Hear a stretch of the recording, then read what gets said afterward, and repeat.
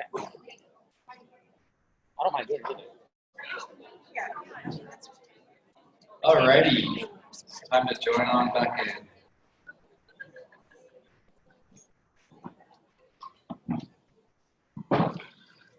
All right, so the next presentation is the Untold Tales of Koha, and it's Chris Cormack, the original super librarian.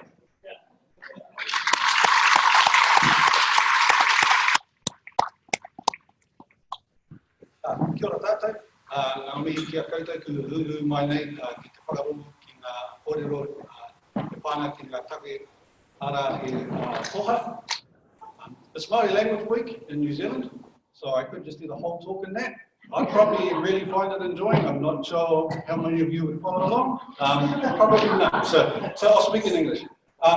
Irma's here, and in 2006 I played a horrible trick on Irma when she was interpreting for me in Paris by not warning her I was going to start in Māori. And so I could see her panicking, so I just went a little bit longer. So sorry, Irma. This is why Nick's not my friend, because I'm mean like that. So, who am I? So I'm one of the original Koha developers. I've been working on Koha since early September 1999. I took 1 year off in 2008. After that, I've been working on Koha for nearly 20 years now.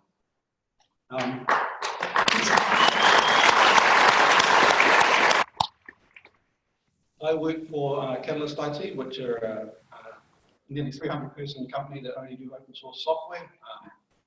Koha team is only 6 people, so we're not the whole company, but been working there since 2008. I'm on the QA team, so Katrin gets to tell me what to do. And if you want to follow my random tweets on Twitter, I'm just at Ranginui, that's my middle name. And if you want to email me stuff like recipes for kombucha and stuff, you can get me at chrisc@catalyst.net.nz. I'll take bribes in any kind of food payments. So I'm going to talk, I'm just going to tell, this has got absolutely really nothing to do with Koha, the software, and everything to do with Koha's community, which I think is the far more important part of the thing.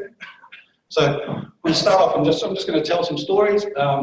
This talk I've rewritten a bunch of times. I was going to just tell a bunch of stories about my kids for a ratio, but I thought I'd better not. So it's a bunch of stories about other people's kids instead, and all sorts of things. So one of the really neat things we've done in Koha is there are a whole lot of Koha babies around the world, babies that have been born to Koha developers or Koha librarians over the time. And we developed, these were some onesies that were, the initial design was done in New Zealand. Katrin got them printed in Germany, and then she delivered them to me in Argentina, and then I took them back to New Zealand for my project manager, who was just to have her baby, which is Frida there. I don't know if you can read what it says, but these slides are all online, so you can look them up afterwards. And so that's Frida, that's Catherine's baby. There's also Manuel, which is Tomas's son, who was up here earlier.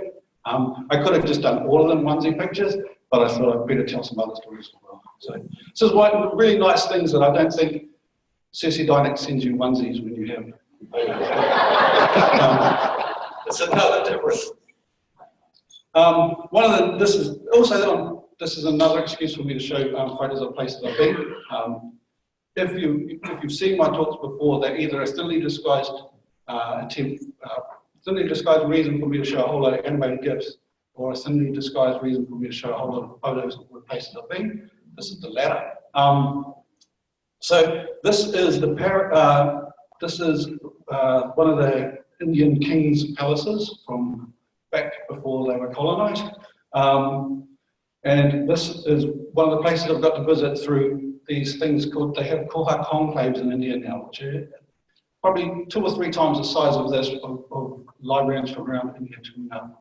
And excuse me, they're a bit more insular community. They're focused a lot on Indian needs rather than the world stuff, so we don't get so much out of them. But there's a massive, thriving community there.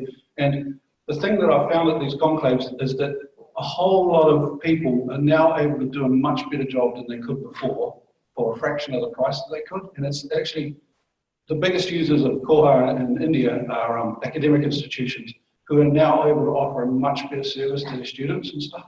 And that's one of the things that, yes, when you're sitting at home in New Zealand, kind of running up, I was saying before, it was midnight of the change over to the new year, and I hadn't got circulation working yet, which is a bit of a worry because we had to go live on the 3rd of January. And so when you're focusing on that, you never think that suddenly, 17 years later, 18 years later, you've got 1,000, 10,000 libraries in India using the stuff that couldn't get working for one library in New Zealand. More photos of places I've been. So there was a KohaCon in 2015 in Nigeria, which I was incredibly lucky to attend. It's a great place. Don't let any of the media and stuff tell you otherwise. There are scary things there. There are scary things anywhere. The police are scary there. The police are scary everywhere. Anyone who carries guns and is allowed to shoot you with them are scary. So our police don't carry guns in New Zealand, so pretty much the whole world's scary of me. But one of the neat things I found out here was that the way that there are lots of private universities in Nigeria, and the way that they get accreditation, they have these government-appointed boards that visit the university, look at their facilities, look at the courses they offer, and then decide what level of degree they can offer. Could it be a bachelor's? Could it be like a diploma? Could it be a master's level degree? One of the things was lots of university libraries there weren't automated. And if you automated your library using Koha, most things, what they were doing, you could automatically jump a level in accreditation. So you could go from being able to offer undergraduate courses to being able to offer postgraduate courses by virtue of having an automated library. There was a few other things, but that certainly jumped you up the list. So one of the neat things that Koha was allowing these universities to do was become able to offer postgraduate programs that they couldn't offer before. So they had teaching staff, but the library facility was holding the accreditation back. So another unexpected kind of thing that didn't really know would happen. This is the thing that I like the most, is that I was saying before, actually, just that Paul, who's here, coined a phrase a long time ago that the support companies around Koha work in what we call co-opetition. So we cooperate, but we compete, sort of. But there is a massive incentive to work together. Like, the more we work together, the more we all individually improve. And that's a fantastic thing to work on. Like, when we started, I was at a little company in Cuttable Communications, 7 of us when we started, and we thought we'd release Koha and that would be the end of it. But the fact that I get to come to places like this, I get to work with fantastic people like Nick and Tomas and Kyle, and I'll stop naming because then I'll have to go through everyone because I feel bad that I missed someone, and then tomorrow we're still going. But it's that working with the other people that's the fantastic thing. That's what's kept me doing it. That and the fact that no library has ever called me at 3 in the morning, and so many other software projects I've worked on have. I worked for Fairfax Media, publishing newspapers. They used to call me at 3 in the morning most days. So that's another nice thing. And librarians are fundamentally nice people. Another one that I really enjoy. This is the Nelson Public Library in Apia in Samoa. And they've translated their stuff into, they're actually still running a version of Koha before we had any way to translate things, and they've done all the translations manually, but they've translated the Kagana Samoa, which is their language. And because even though I may not look it, I'm Māori, I'm from the bottom of the South Island in New Zealand. I'm from Matu Iwi, Kaitahu, Katima Moi, and it really gives me a kick to see other Indigenous people using stuff that I've worked on. And I think that's another thing that Koha has over a lot of the other ones, is that translatability and the idea that you don't just write for your local audience, you try and keep in mind the world audience. And that's why I think one of the things holding the plugins back is that translatability. That's something that we really need to get sorted fast. And this one is neat. This is I think Bywater did the installation for these guys, but this is up in Nunavut in Canada, autonomous province there. And their language is beautiful. If you've ever seen it written in Nukuta, and I can't remember what the other script is, but it's gorgeous. And so they've translated and they've catalogued in that language, and that's serving their indigenous, well underserved population by any means. And of course, it's in Te Reo Māori as well, which is my first language. And yeah, it's a massive kick to me that something is able to benefit Indigenous communities. And I think the word koha is a Māori word, so I may briefly explain that. Koha is it's a gift, but it's a gift with strings. So if you were going to Marae, to someone's house in New Zealand, you're Māori, you'd take some food or you'd take something, because they're going to give you hospitality, you're giving them something. So it was a perfect name for the open source software, because we give it, but we expect a little bit back. And so I think some of the values around that we've got through the community. I have a whole other talk that I do other times about the similarity between Marae-based consensus building and an open source project.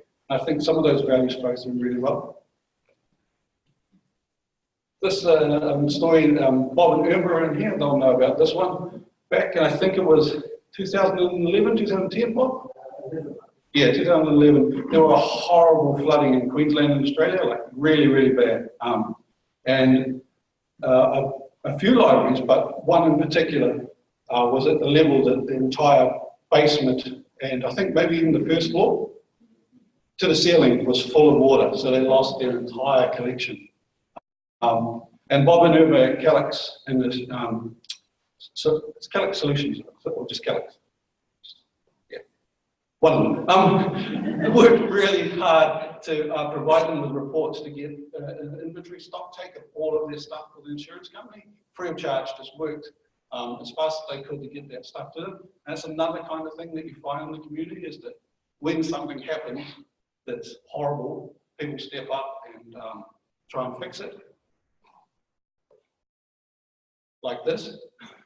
So you're back in the early 2010, a little bit later, PDF, not to be confused with PDFs Europe, I like the other PTFS, tried to trademark the word Koha in New Zealand, which naively I didn't think you could trademark a common usage word. Turns out you can trademark pretty much whatever you want, and it's on people to prove that you shouldn't have it.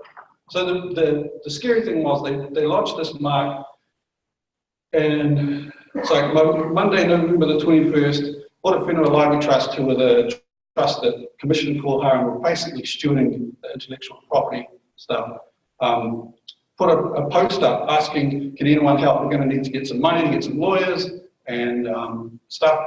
Within, what do we got, 4 days, November 25th, they exceeded the target from people around the world donating $10, $5, all over the place, Nigeria, Vietnam, tons from the US, Australia, stuff. Within 4 days, we've done it. It took 2 years of arguing and writing affidavits and all sorts of things, and then we won the trademark case. I know way too much about New Zealand trademark law. Yeah, buy me a beer and I'll tell you about it. It wasn't a fun thing. It cost a short TLDR. Cost you $160 to register a trademark in New Zealand, and then it's on other people to prove that you shouldn't have that mark. So basically what it boils down to in New Zealand is just register the trademark as soon as you come up with a name, and it's a safe way to do it. But I thought that was quite amazing that I think it was $25,000 in 4 days, which was pretty amazing. And another one where a bad thing happens and the community stepped up. Tom asked who was the release manager. At that point, I think he's using this laptop that's in the photo here. Had his laptop and some other things stolen from your house, Thomas? Yeah, everything stolen from, like a whole lot of stuff stolen from his house, including the laptop. And I think Kyle and a few others got together and set up a place where people could donate, and that was a day or 2 days as well, some ridiculously short time. Yeah, not even a day, I think. We'd raised enough money and got a replacement laptop, and got it sorted out. It wasn't entirely altruistic. He was the release manager. We kind of needed him to do some work. but it still was it's another one of those lovely stories that I think makes the community different to other places, other things. This is one near to my heart. My wife is an artist. She comes originally from Pittsburgh. She lives in New Zealand now with me. She's been there since, she's actually been there for pretty much the whole of Koha. She came just in January of 2000. But yeah, she's a visual artist. She does a whole lot of big installation pieces, usually quite disturbing subjects like mental health, physical health, and those kind of things. It's not saleable art, it's the short version. So it costs a lot to produce. It's gorgeous to look at. It scares the crap out of you in your house, but someone has to pay for it. And so she did a thing.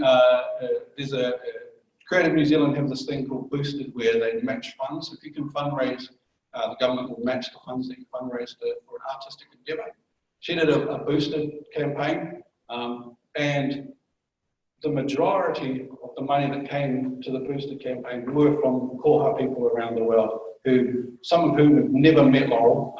They only know her through me, and they stepped up and helped her put on this exhibition, which is now touring the hospitals in New Zealand, and she's presented at a grand round, which Fred will know what it is. Other people might not. It's when basically the doctors come together and all listen to someone present a really interesting case. So she's talked about how this. Her art here explores the relationship between patients and doctors and the power imbalance thereof. It's a really good one. The photo doesn't do it justice, but if you want to fly out to New Zealand, you've got 22 more days before the exhibition closes at the Wellington School of Medicine. Maybe in 2020 I'll get her to put it up again as part of Koha or something. This one I'm going to be a little bit controversial about. This is just my opinion. Don't blame anyone else. Not my work, not Nate, no one else, just me. I posit that folio would not exist without Koha. And the reason I do that is because when the EDS plugin was developed, it was developed in concert with us and one of our clients, NIWA, which is the National Institute of Weather and Atmospheric Research in New Zealand. When the first kind of idea came up, EBSCO wanted us to sign NDAs, and they wanted us to promise that it wouldn't work with anything else and it would be very closed and very specific to EBSCO. NIWA, to their credit, said, no, we just won't use you. And through a period of negotiation and education, basically, they kind of turned around and understood how it would work, and that was the birth of the EDS plugin. That was the first piece of open source software that ever done. And then I think that, and talking to people like Bywater and stuff, convinced them, and seeing the success of Koha around, convinced them that open source is a viable business model, and that they should get on the bandwagon and try and do something as well. And not to take anything away from Folio, I would wish it all the best of success. If it can push Elmer out of the market, I'd be incredibly happy. So, not to denigrate them at all, and I don't want to take anything away, but I do think that Koha was a major player in deciding to make Folio, which is good for the world. So Fred preempted me. I was going to talk about some of the neat characters and stuff that you meet, including chickens in the Koha community. And so this is Fred presenting at the Medical Library Association 2017 in Seattle, talking about the work you've done, MedStar, which is, I'm going to get it wrong, but you can correct me later, getting kind of medical journals and stuff into a usable format in Koha, or discoverable? Journal citations. Journal citations, right. So, this is, and without Koha, I would have never got to hear that poem before, and that would have been a tragedy. So, it's neat, unexpected, random things that happen around the software.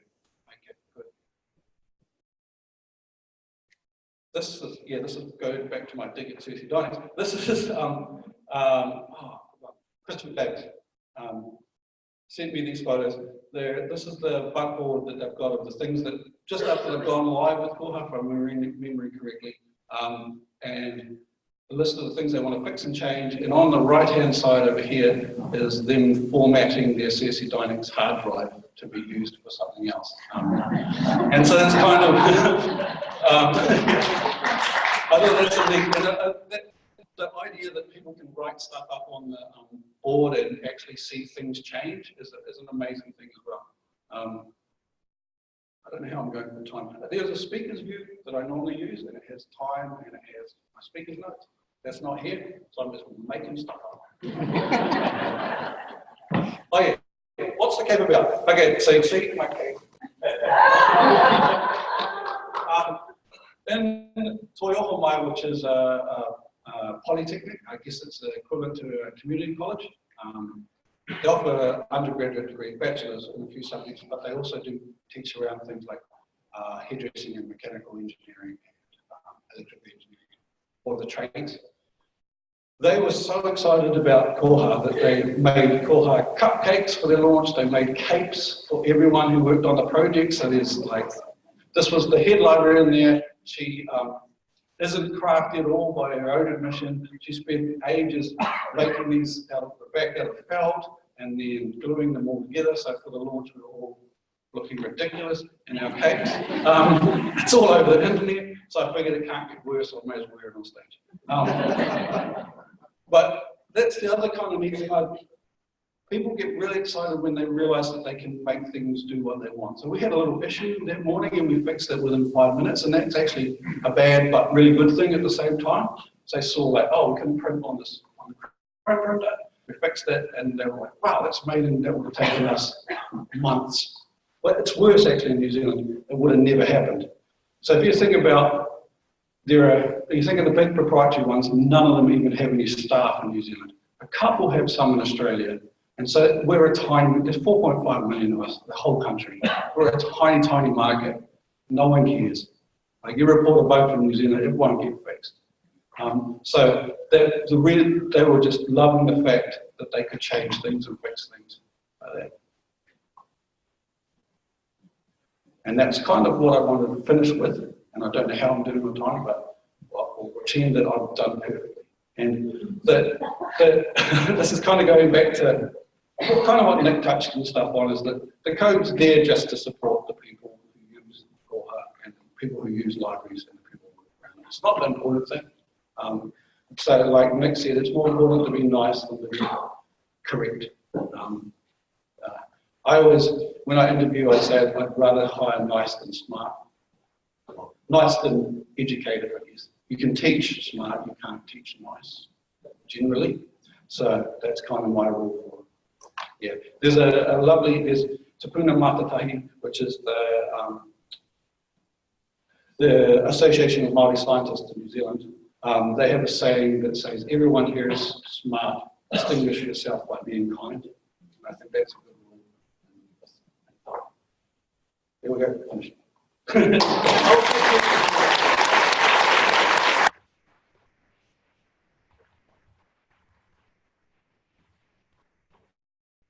If people want to ask me questions, I'll make up an answer. I've got kids, I'm used to doing this. If they don't, that's totally cool. I like to tell them. Yeah, so Koha is the only software I know of that has 3 generations. My dad has a patch in Koha, and both my sons have patches in Koha, and I have a patch in Koha. I have a few patches. But I think it may be the only project in the world that has 3 generations contributed to it. What's that? Do I sell them? No, I'll go back to New Zealand and ask. It's Lee Rowe. I'll send her, I'll tweet to her and ask if she's going to make some on commission.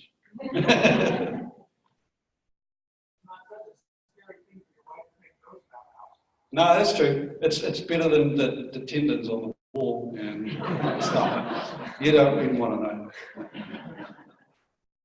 he going to work on a fashion catalog? We could. I see that, is it tomorrow, the next day, there's a bike catalogue, so there's no reason we couldn't do a fashion catalogue too. I hope you can catalog everything. That's one of the things that, well, actually, resale, yeah. Yep.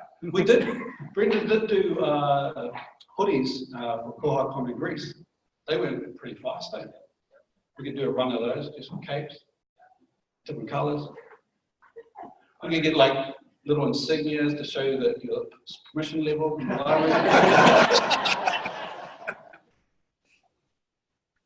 So,